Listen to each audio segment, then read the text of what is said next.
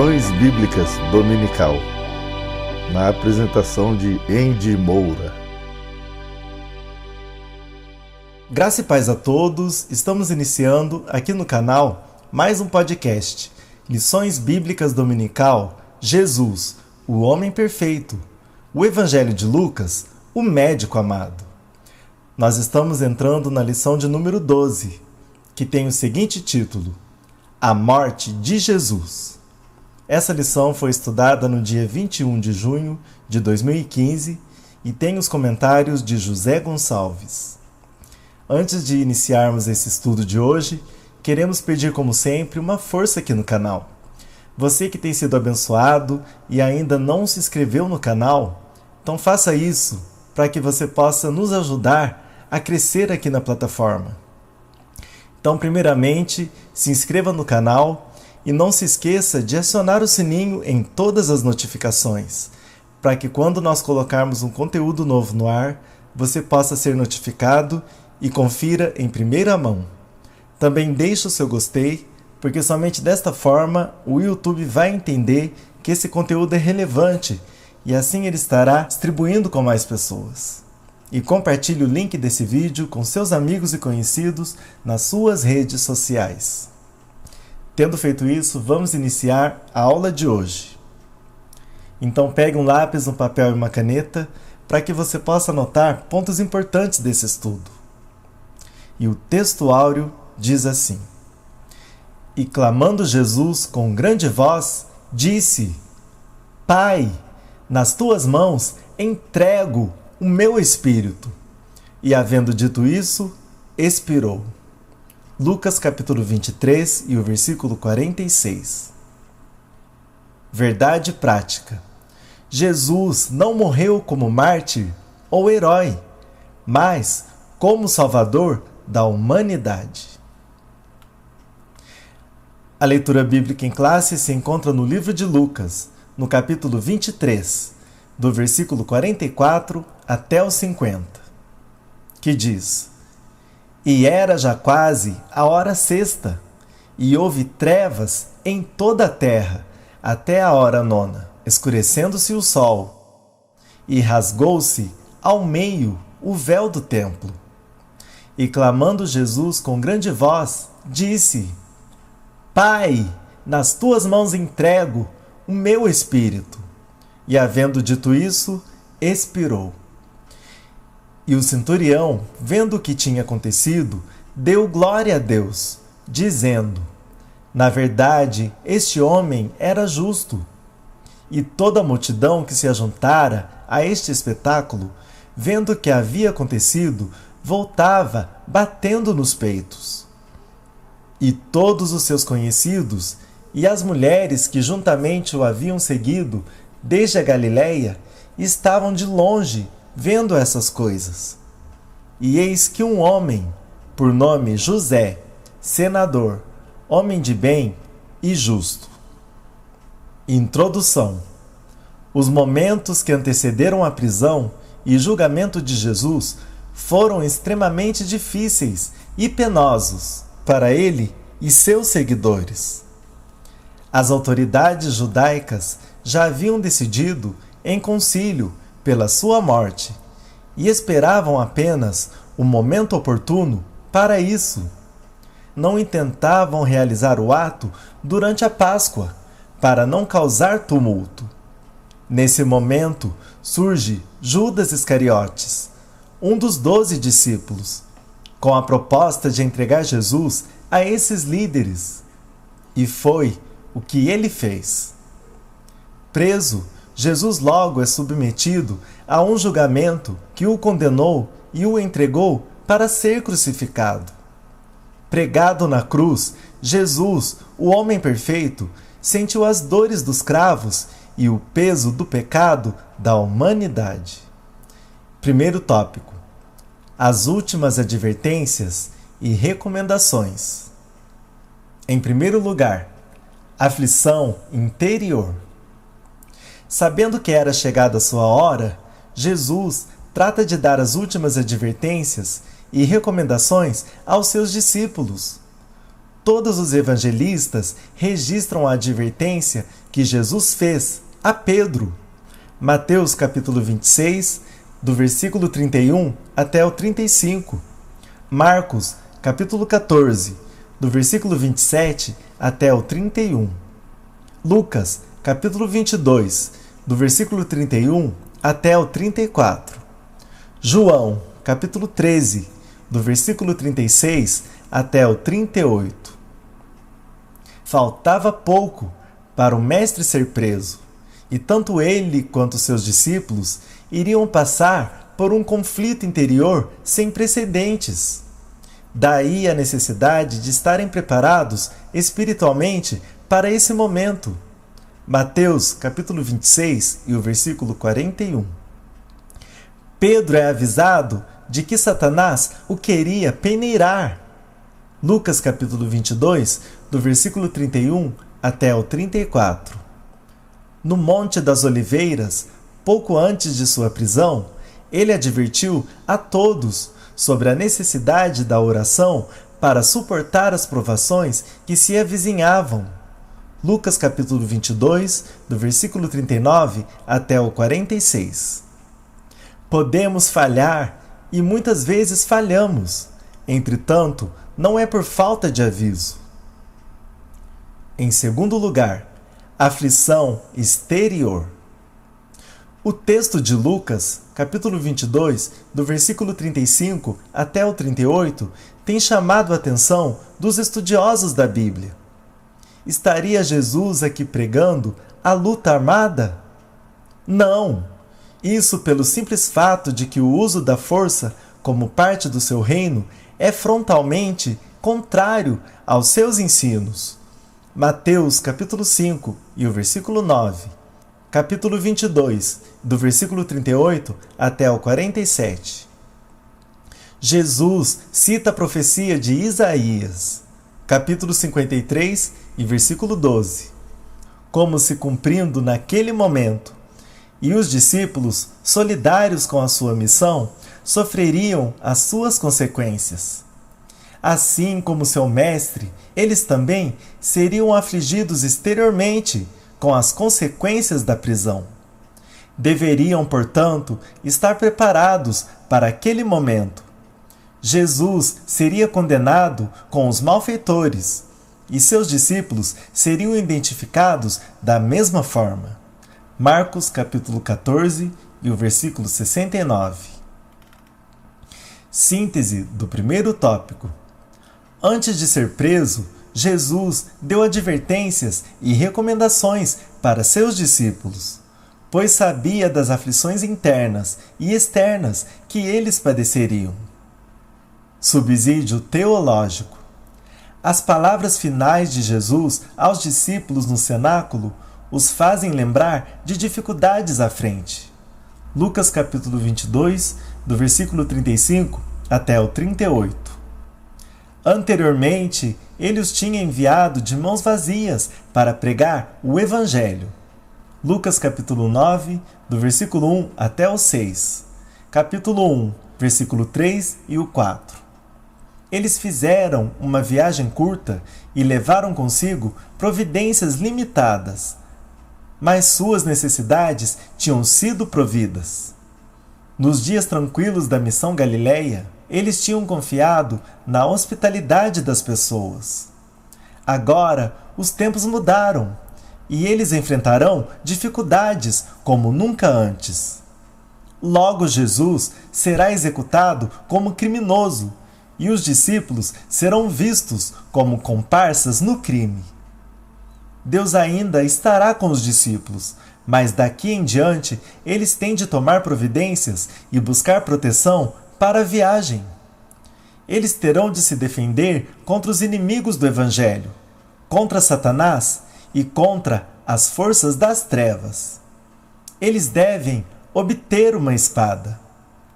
Alguns tomam a palavra espada literalmente, significando que os discípulos devem comprar espadas para usar em conflito físico.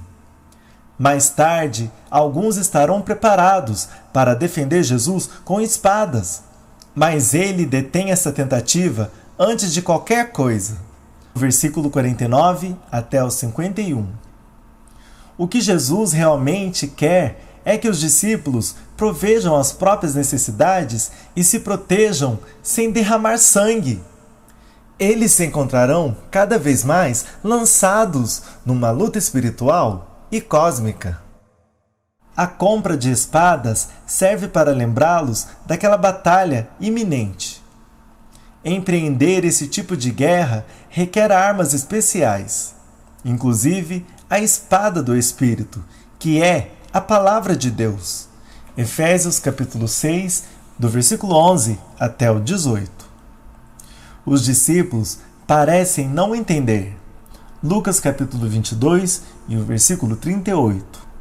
Eles informam que têm 2 espadas. Jesus diz: basta! Provavelmente com a intenção de repreensão irônica por pensarem assim. Eles incitarão uma guerra cósmica. Os recursos humanos nunca são suficientes para esse tipo de luta. Harrington frente a Lucas. Em Harrington frente a STO e STAD. Roger Eds. Comentário Bíblico Pentecostal Novo Testamento. Segunda edição. RJ CPAD 2004. Parágrafos 463 e 64. Conheça mais. A crucificação. Os cidadãos romanos, via de regra, não tinham de enfrentar a crucificação, a menos que fossem condenados por alta traição. A cruz estava reservada para os não-cidadãos romanos, sujeitos das províncias em que eram criminosos perigosos, líderes revolucionários e escravos. Leia mais em Guia Cristão de Leitura da Bíblia, CPAD, parágrafo 94. Segundo tópico. Jesus é traído e preso. Em primeiro lugar, a ambição. A traição de Jesus é um dos relatos mais dramáticos e tristes que o Novo Testamento registra. Jesus foi traído por alguém que compartilhava da sua intimidade. Salmo de número 41 e o verso 9. Judas, conforme relata Lucas, foi escolhido pelo próprio Cristo para ser um dos seus apóstolos. Lucas capítulo 6 e o versículo 16. O que levou, portanto, Judas a agir desta forma? Os textos paralelos sobre o relato da traição mostram que Judas era avarento, amava o dinheiro e a ambição o levou a entregar o Senhor. João capítulo 12, do versículo 4 até o 6. Em segundo lugar, a negociação. Há muito, os líderes religiosos procuravam uma oportunidade para matar Jesus. Mas além de não encontrá-la, eles ainda temiam o povo. Mateus capítulo 26, do versículo 3 até o 5. Lucas capítulo 22 e o versículo 2. Lucas mostra que o diabo entra em cena para afastar esse obstáculo. Lucas capítulo 22, do versículo 3 até o 6. O terceiro evangelho já havia mostrado, por ocasião da tentação, que o diabo tinha se apartado de Jesus até o momento oportuno. Lucas capítulo 4 e o versículo 13. Sabendo que Judas estava dominado pela ambição, Satanás incita-o a procurar os líderes religiosos para vender Jesus. Lucas capítulo 22, do versículo 2 até o 6. O preço foi acertado em 30 moedas de prata. Mateus capítulo 26 e o versículo 15. Quando o responsabiliza por seu ato, a Escritura mostra que Judas não estava predestinado a ser o traidor de Jesus. Marcos capítulo 14 e o versículo 21. Ele o fez porque não vigiou. Lucas capítulo 6 e o versículo 13, capítulo 22 e o versículo 40. Quem não vigia termina vendendo ou negociando a sua fé. Síntese do tópico 2. A ambição de Judas fez com que ele negociasse a prisão do mestre e, finalmente, o traísse. Terceiro tópico: julgamento e condenação de Jesus. Em primeiro lugar, na esfera religiosa. Os conflitos entre Jesus e os líderes religiosos de Israel começaram muito cedo. Marcos capítulo 3 e o versículo 6. As libertações, as curas e a autoridade com que transmitia a palavra de Deus fez com que as multidões passassem a seguir a Jesus. Lucas capítulo 5 e o versículo 1. Essa popularidade entre as massas provocou inveja e ciúme dos líderes religiosos, que perdiam espaço a cada dia. João capítulo 12 e o versículo 19. Para esses líderes, alguma coisa deveria ser feita, e com esse intuito reuniram o Sinédrio. A decisão foi pela morte de Jesus. João capítulo 11, do versículo 47 até o 57. O passo seguinte foi fazer um processo formal contra Jesus, onde ele seria falsamente acusado de ser um sedicioso que fizera Israel se desviar. Em segundo lugar, na esfera política. Para os líderes religiosos, Jesus era um herege, acusado de ter blasfemado, e que deveria ser tirado de cena a qualquer custo, mesmo que fosse a morte. Todavia, Israel, nos dias de Jesus, estava sob a dominação romana, e os líderes judeus não poderiam conquistar o seu intento sem a aprovação do império. João capítulo 18 e o versículo 31.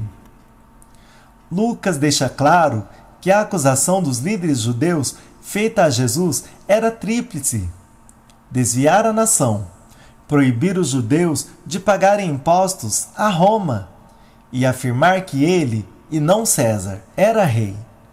Lucas capítulo 23, versículo 2, 5 e 14. Em outras palavras, Jesus foi acusado de sedição. Desviar os judeus de sua fé não era crime para Roma, mas a sedição. Fazer o povo se levantar contra o império era. Jesus, portanto, estaria levando seus discípulos a uma revolta política. Os romanos não toleravam nenhuma forma de levante contra o Estado e estipulavam para esse tipo de crime a pena capital. Síntese do tópico 3. O julgamento de Jesus deu-se em duas esferas, a religiosa e a política. Quarto tópico: a crucificação e a morte de Jesus. Em primeiro lugar, o método. A pena capital imposta pelo Império Romano aos condenados se dava através da crucificação. Os pesquisadores são unânimes em afirmar que essa era a mais cruel e dolorosa forma de execução. Joséfo, historiador judeu, informa que antes da execução, os condenados eram açoitados e submetidos a todo tipo de tortura, e depois crucificados do lado oposto do muro da cidade. Cícero, historiador romano, ao se referir à crucificação, afirmou que não havia palavra para descrever ato tão horrendo. A mensagem do Império Romano era clara.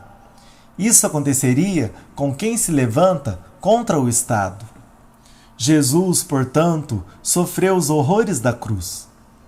De acordo com os evangelhos, ele foi açoitado, escarnecido, ridicularizado, blasfemado, torturado, forçado a levar a cruz e, por fim, crucificado. João capítulo 19, do versículo 1 até o 28. Em segundo lugar, o significado. Para muitos críticos, Jesus não passou de um mártir, como foram tantos outros líderes judeus que viveram antes dele. Todavia, a teologia lucana depõe contra essa ideia. O que se espera da morte de um mártir não pode ser encontrado na narrativa da morte de Jesus. Para Lucas, Jesus morreu vicariamente pela humanidade. A relação que Lucas faz do relato da paixão com a narrativa do servo sofredor de Isaías 53 mostra isso. O servo sofredor, Jesus, justifica a muitos. O caráter universal da salvação presente em Isaías 53 aparece também em Lucas. Jesus, portanto, é o servo sofredor que se humilha até a morte de cruz, mas é exaltado e glorificado por Deus pela obra que realizou. Síntese do quarto tópico. O método usado para matar Jesus foi a crucificação, denotando que o Senhor morreu vicariamente pela humanidade. Subsídio teológico. A figura de um cordeiro ou cabrito sacrificado, como parte do drama da salvação e da redenção, remonta à Páscoa. Êxodo capítulo 12, do versículo 1 até o 13. Deus veria o sangue aspergido e passaria por cima daqueles que eram protegidos por sua marca. Quando o crente do Antigo Testamento colocava suas mãos no sacrifício, o significado era muito mais que identificação. Isto é, meu sacrifício. Era um substituto sacrificial. Isto é, sacrifico isto em meu lugar. Embora não se deva forçar demais as comparações, a figura é claramente transferida a Cristo no Novo Testamento. João Batista apresentou-o anunciando: Eis o Cordeiro de Deus, que tira o pecado do mundo. João capítulo 1 e o versículo 29. Em Atos 8, Filipe aplica as boas novas a respeito de Jesus à profecia de Isaías, que diz que o servo seria levado como um cordeiro ao matadouro. Isaías 53 e o versículo 7. Paulo se refere a Cristo como nossa Páscoa. 1 Coríntios capítulo 5 e o versículo 7. Pedro afirma que fomos redimidos com o precioso sangue de Cristo, como de um cordeiro imaculado e incontaminado. 1 Pedro capítulo 1 e o versículo 19. Horton Stanley, ed. Teologia Sistemática. Uma perspectiva pentecostal. Primeira edição. RJ CPAD 1996. Parágrafo 352. Conclusão. É um fato histórico que Jesus foi condenado pelos líderes religiosos e executado pelas leis romanas. Todavia, devemos lembrar de que a causa primeira que levou Jesus de fato à cruz foram os nossos pecados. Isaías 53 e o versículo 5. O apóstolo Paulo também destaca esse fato. Aquele que não conheceu o pecado, o fez pecado por nós, para que nele fôssemos feitos justiça de Deus. 2 Coríntios capítulo 5 e o versículo 21. A cruz resolveu o problema do pecado, e todos nós, finalmente, podemos desfrutar a paz com Deus. Romanos capítulo 5 e o versículo 1. Deus seja louvado! E assim finalizamos mais um podcast. Jesus, o homem perfeito, o Evangelho de Lucas, o médico amado. Agradecemos pela sua audiência e contamos com você numa próxima edição.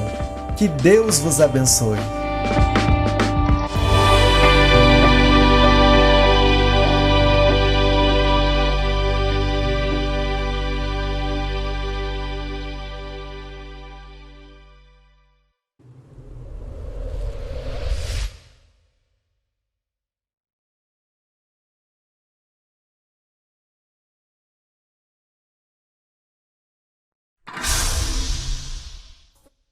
Primeiramente, eu vos afirmo que se deve orar por toda a humanidade, em favor dos reis e de todos os governantes, a fim de termos uma vida tranquila e pacífica.